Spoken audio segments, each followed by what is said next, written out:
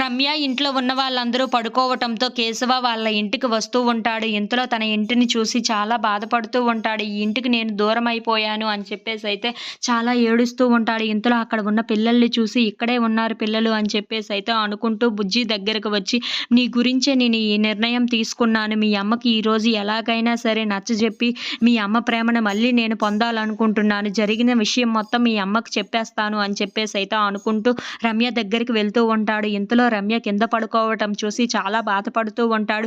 ఏంటి రమ్య కింద పడుకుంటుందా అని చెప్పేసైతే అనుకుంటూ ఉంటాడు. ఇంతలో రమ్య కాళ్ళ దగ్గర కూర్చొని చాలా ఏడుస్తూ ఉంటాడు. రమ్య, ఈరోజు ఎలాగైనా సరే నీకు అసలు విషయం ఏంటో నేను చెప్పేస్తాను అని చెప్పేసైతే అనుకుంటూ రమ్య కాళ్ళ దగ్గర కూర్చొని ఏడుస్తూ ఉంటాడు. అది చూడగానే అక్కడ ఉన్న రమ్య కాళ్ళకి కన్నీటి తగిలి ఒక్కసారిగా ఉలిక్కుపడి లెగుస్తూ ఉంటుంది. ఇంతలో అక్కడ ఉన్న కేశవాన్ని చూసి ఒక్కసారిగా షాక్ అయిపోతూ ఉంటుంది. ఏంటి ఈయన ఈ టైంలో వచ్చారు, ఇక్కడికి వచ్చారు అని చెప్పేసైతే అనుకుంటూ కంగారు పడి ఒక్కసారిగా లెగిచి లైట్ వేస్తూ ఉంటుంది. ఏంటి, ఎందుకు మీరు ఇక్కడికి వచ్చారు? మర్యాదగా నా ఇంట్లో నుండి బయటకు పొండి. మీరు ఇంటికి రాకూడదని నేను చెప్పాను కదా, నా ఇంట్లో అడుగు పెట్టకూడదని నేను మీకు చెప్పాను కదా, అలాంటిది మళ్ళీ నా ఇంట్లోకి రావడం ఏంటి?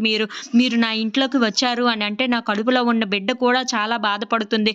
ఇలాంటి నాన్న తనకి కూడా అవసరం లేదు అని చెప్పేసైతే అంటూ ఉంటుంది. ఆ మాటలు వినగానే అక్కడ ఉన్న కేశవ మాత్రం, రమ్య నేను చెప్పేది కాస్త విను అని చెప్పేసైతే అంటూ ఉంటాడు. ఇంతలో అక్కడ ఉన్న రమ్య మాత్రం, ఏంటి మీరు చెప్పేది? ఇప్పటిదాకా చేసి చూపించారు కదా, చాలదా? ఇంకా ఏం చెప్పాలనుకుంటున్నారు? మర్యాదగా మీరు బయటకు పోండి అని చెప్పేసైతే తన చొక్కాను పట్టుకొని బయటికి ఈడ్చేస్తూ ఉంటుంది. If you like this video please like, share and subscribe.